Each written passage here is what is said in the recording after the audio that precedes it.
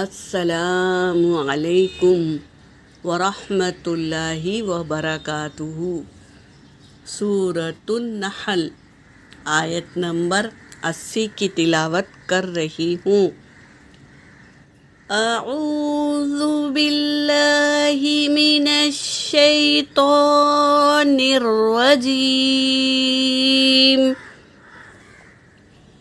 بسم اللہ الرحمن الرحیم۔ واللہ جعل لکم من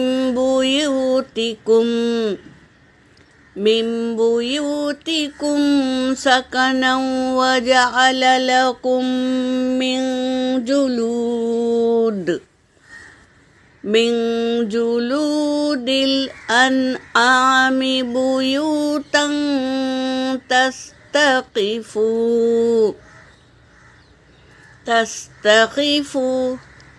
تستخفونها یوم ظعنکم ویوم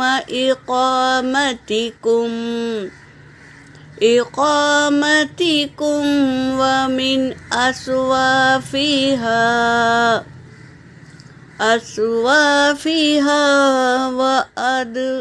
وأوبارها وأشعارها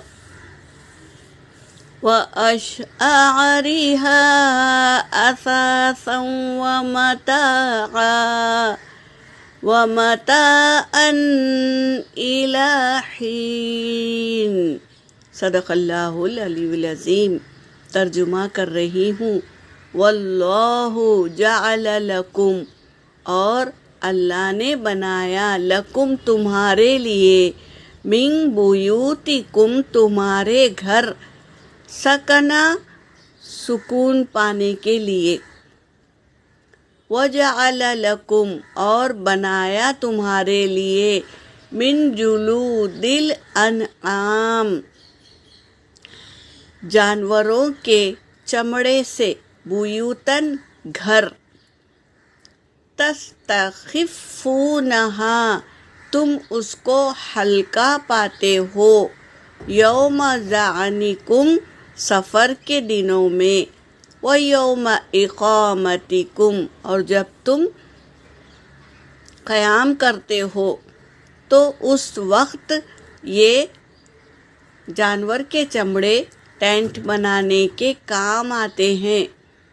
وَمِنْ أَصْوَافِهَا اور ان کے اون سے، جانور کے اون سے، وَأَوْبَارِهَا اور اس کے ریشم سے، وَأَشْعَارِهَا اور ان کے بالوں سے، اثاثاً سامان، یعنی ہم استعمال کرنے کا سامان بناتے ہیں جانوروں کے کھال سے اور اون سے اور ریشم سے اور بالوں سے اثاثہ بناتے ہیں، استعمال کرنے کے سامان بناتے ہیں، وَمَتَاعًا اور فائدہ اٹھاتے ہیں، إِلَى حِينٍ ایک مدت تک فائدہ اٹھاتے ہیں ان سب چیزوں سے۔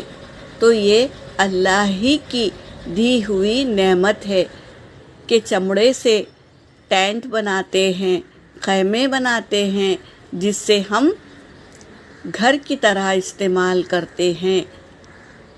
یہ ہلکے ہوتے ہیں، اسی لیے یہاں سے وہاں نقل و حمل آسانی سے کر سکتے ہیں۔ تو یہ اللہ کی نعمتیں ہیں۔ اللہ گنوا رہے ہیں اپنی نعمتوں کو کہ تمہارے لیے جانور بنائے اور ان سے حاصل کرتے ہیں تم کئی چیزیں جو تمہارے اثاثہ ہے، یعنی استعمال کی چیزیں ہیں، یہ اللہ کی نعمتیں ہیں۔